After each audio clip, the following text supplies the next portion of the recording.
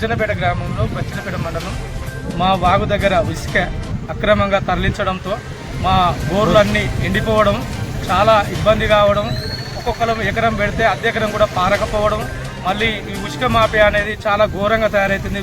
Day night అని ఇక్కడ వీలు కాకుండా కొట్టడం, ఆసాములను బెదిరించడం, రైతులను ఇబ్బంది పెట్టడం, తెల్లందాకా పొద్దాకా కొట్టి మోటార్లు షాటర్లు ఎత్తుకపోవడము, ఇలా చేసినా కూడా మేము ఎక్కడ దరఖాస్తులు పెట్టినా కానీ ఇక్కడ మాకు పర్మిషన్లు ఇస్తుండ్రు, మేము ఇక్కడ చేసేవాళ్ళు పట్టుకుని చేస్తున్నామని చాలా రైతులు ఇబ్బంది పెట్టడం జరుగుతుంది. దయచేసి ప్రభుత్వం పట్టించుకొని మాకు ఇసుకను బంద్ చేయాలని మేము మనవి చేసుకుంటున్నాము.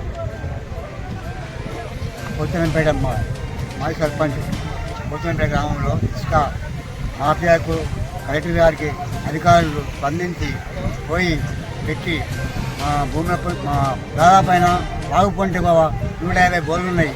బోర్లు నీళ్ళు వెళ్తలేవు.